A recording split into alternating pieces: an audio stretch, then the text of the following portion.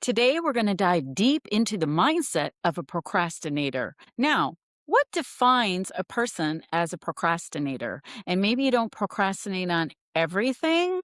Maybe it's just specific areas. So, we're going to dive deep into this video today so I can help you unlock this behavior because that's actually what it is. You are not a procrastinator, but that might be how you refer to yourself or label yourself. But understand it is a behavior and there's a much deeper reason for that behavior. So let's break it down. For those of you that don't know me, I am Cappi Pidwell, master of NLP and hypnotherapy, and I help entrepreneurs and busy professionals make a lot more money in a lot less time and get very rapid breakthroughs. I will tell you, it is not laziness. A lot of times people think they're putting things off or they know what they should do and they're not taking action or they're not implementing. And I'll tell you, today I was on my class coaching call. I do a 6-week class, and I was on the call with some professional entrepreneurs, and they know what they need to do. So 2 weeks ago, we had a coaching call on the steps and the actions and the things they have in front of them that they've been putting off. So today, 2 weeks later, I said, okay, what have you done? What have you accomplished? And 3 people in the group had not done anything. A few people in the group did maybe this much. And measuring and seeing the logical coaching and the steps to take versus the actions they took was important for them to see. Right? Because how many trainings do you go to? How many podcasts do you watch? How many things can you learn about? And yet your actions stay the same. So we dove deep into the subconscious to find some of that resistance. Obviously, I don't have time to do that here, but I want you to know it's not about being lazy. It's actually an emotional regulation problem that lives in the subconscious mind. Now, what does that mean? The subconscious does what feels safe for you. So if somebody then is being coached or told to go do these actions, go make calls or market on social media or put yourself out in a position, but deeper on the deeper level of their consciousness, they're afraid of rejection. They don't want to hear no. They have these inner insecurities, if you will. They or you will simply put off the task. And this is simply your brain trying to do what it thinks is protecting you, which really it's not protecting you. It thinks it's keeping you safe, but reality is it's doing what feels familiar. This is a pattern. This is a habitual behavior. This is a thought you have or a feeling you have that the brain has been signaled because you've probably done it over and over and over again, put things off, procrastinate. You've signaled to the brain that this is a behavior that's safe for you. That's really all it is. So how do we rewire? How do we shift the gap? Because you can plan and write things down and have really good intentions to do things, and then nothing happens. So let's look at some of the behaviors first before we unwind this, because I want you to understand if you're putting things off, what you're probably doing. You are probably finding other things to distract you, running around town, running errands. Maybe you're getting on social media. God, this is such a big distraction for people today. I think that the whole social media world knows what it's doing to people's brains, dominating, draining their energy. And this is keeping you in the loop of searching or scrolling. And this is a big form of avoidance. If you want to do those things, I'm not saying don't do them, but set a timer for yourself. Set a timer on your phone even, or if your watch on your arm for 15 minutes and scroll away or shop away or look at funny videos or whatever, because it is in our face all day, every day, and people are doing it. But I truly believe this is one of the biggest time robbers of our world today for everyone around the world. And you need to manage your mindset. You need to manage your time. You need to manage your outcomes. So this is a big distractor for the procrastination issue. So if you set a timer, let's say you do it for 15 minutes or a half hour even, I also recommend that you set a timer for then an activity that you want to do. Maybe you want to take a walk for 20 minutes. Maybe you want to, I have a rebounder, a trampoline. Maybe you bounce and work out for 20 minutes and watch something, right? Do something in addition, or do that first and then do something healthy if you want to exercise more or feel better. So many times people say things like, oh, I want to do this. I want to work out. I want to make more calls. I want to accomplish my goal. So break things down into segments, 20 minutes, 30 minutes, 15, whatever works for you.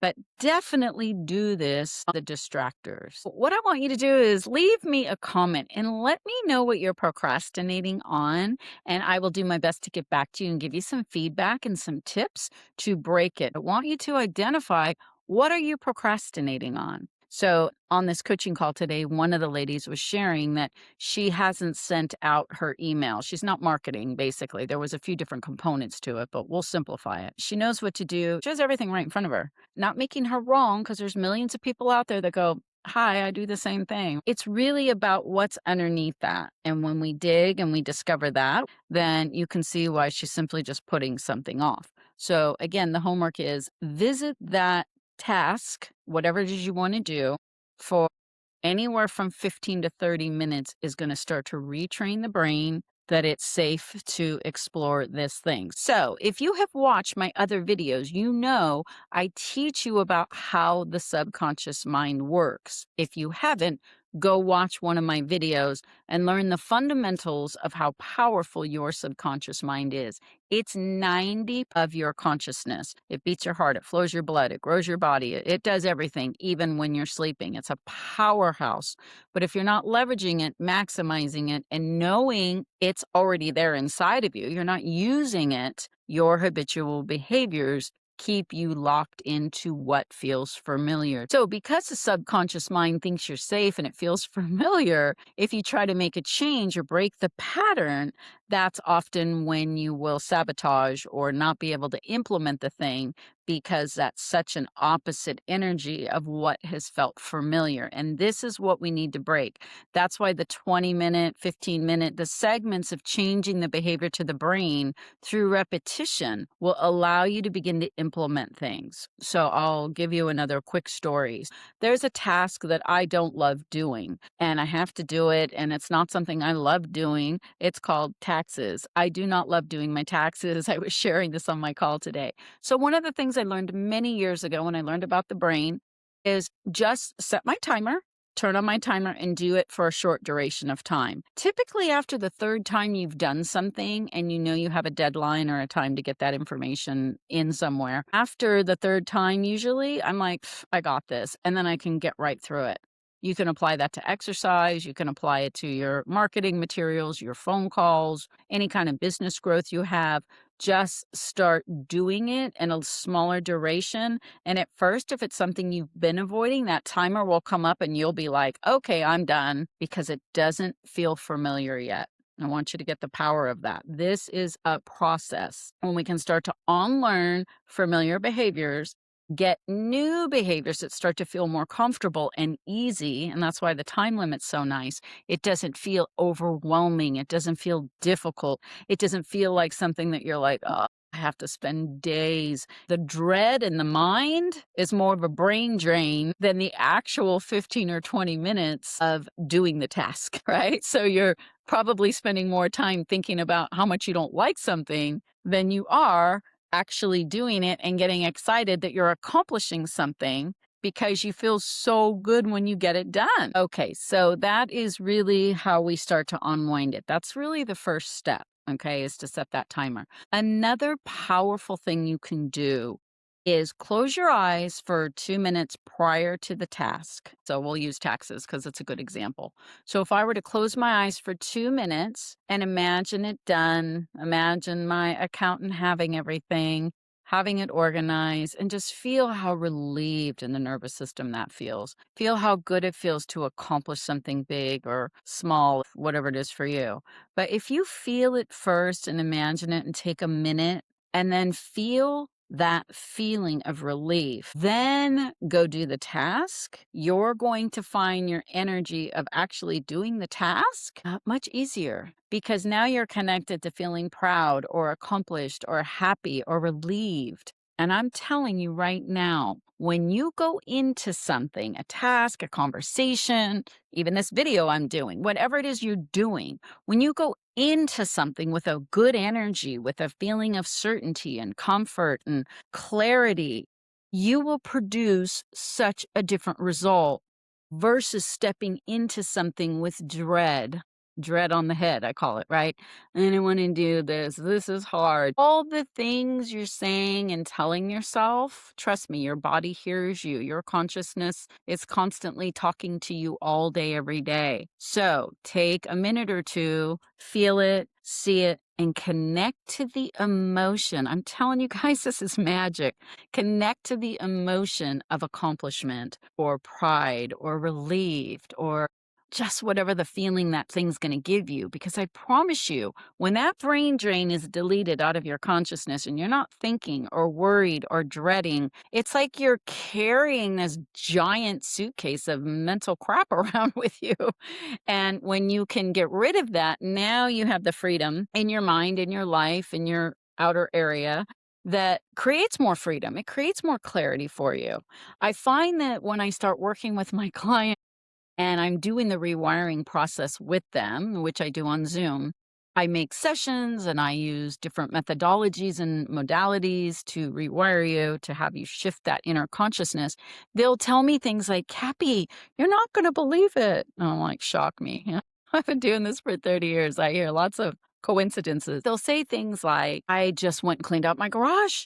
I haven't touched it in 30 years. And all of a sudden, I just couldn't handle all the clutter and the boxes and the stuff. Or they'll say things like, I rearranged my office. And I find that really cool because what's happening is the rearranging and the clarity is coming in here first. I always say everything happens twice. It first begins within you and then it shows up in the external world. You are constantly creating. When you can disconnect and understand that procrastination is simply a behavior, it's a pattern. It's an unconscious feeling of familiarity that you've created over time. And to break the pattern, do it in chunks and visualize the outcome prior to the task. And then you can leave me another comment in my comment section here and let me know your outcomes because I'm telling you, I get my clients remarkable outcomes. If you're somebody who's looking for coaching or I have a course, I have a one-on-one program, go ahead and book a call with me. I have a 30-minute Zoom call where I'll hop on Zoom directly with you. You can tell me what you want to create. This is all for your business, for your money outcomes, for entrepreneurs and busy professionals that want to create rapid change and new results in their lives. I look forward to meeting you soon and chatting with you on a strategy call. Go ahead and like this video and subscribe to my channel and go check out my other video on how to rewire your mindset. And I'll see you in my next video.